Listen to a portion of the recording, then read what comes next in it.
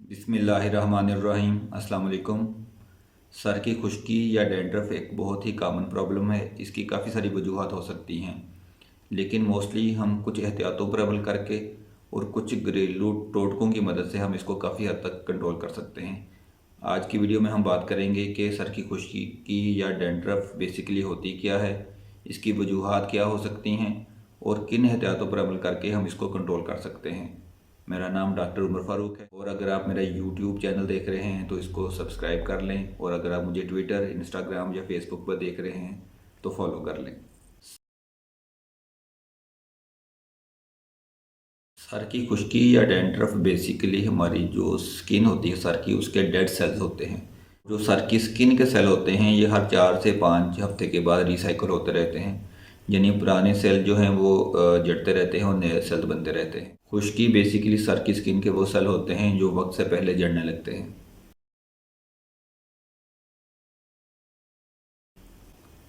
Sir की खुश्की या डंडर की बहुत सी काजेज़ हो सकती हैं।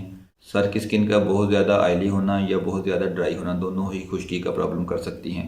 इसके अलावा एक्जिमा या सोराइसिस या इस तरह की कोई और कुछ स्किन की प्रॉब्लम्स हैं जिनमें खुश्की या सिकरी ज़्यादा हो सकती है।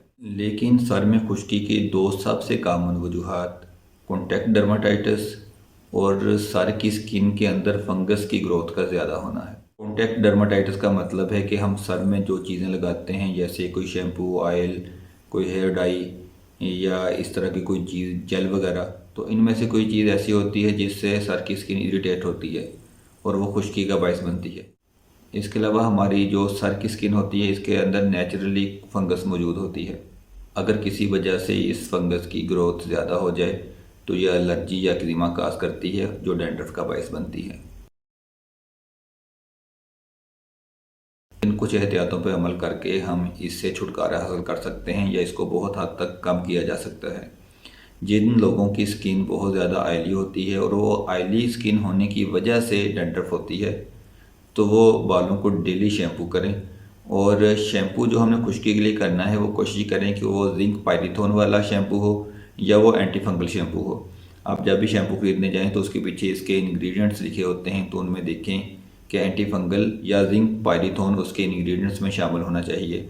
तो जिन लोगों की स्किन ज़्यादा ऑयली होती है वो अगर डेली इस शैम्पू से बालों को वॉश करेंगे तो खुश्की से 80 से 90% तक महफूज रहेंगे। कुछ जो डिजीज़ जो खुश्की करती हैं जैसे एक्जिमा या सोराइसिस वगैरह, तो वो अपने डॉक्टर से मशवरा करें और वो अपने डॉक्टर के मशवरे के मुताबिक शैम्पू या मेडिसिन इस्तेमाल करें।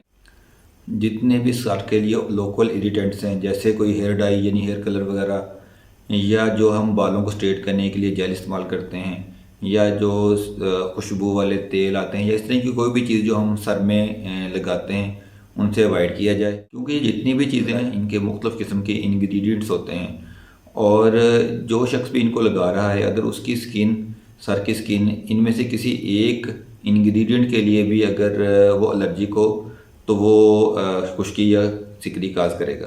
सर की खुश्की कंट्रोल करने के लिए सबसे इम्पोर्टेंट चीज़ वो है कोकोनट ऑयल और ऑलिव ऑयल।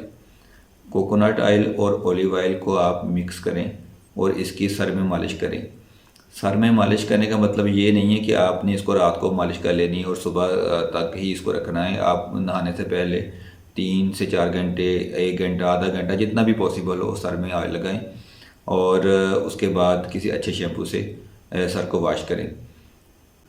कोकोनट ऑयल पे तो दुनिया में बहुत सी रिसर्च हुई है सर के बालों के लिए, सर की खुश्की के लिए, और सबसे बेहतरीन ऑयल इसी को ही ये माना जाता है। इसके अलावा ऑलिव ऑयल के भी बहुत से फ़ायदे हैं। एक और चीज़ याद रखें कि हम जो सर में लगाने के लिए ऑलिव ऑयल यूज़ करते हैं वो ऑलिव पोमेस ऑयल होता है, क्योंकि जो एक्स्ट्रा वर्जिन ऑलिव ऑयल होता है और वर्जिन ऑलिव ऑयल होता है वो मोस्टली खाने के लिए इस्तेमाल किया जाता है।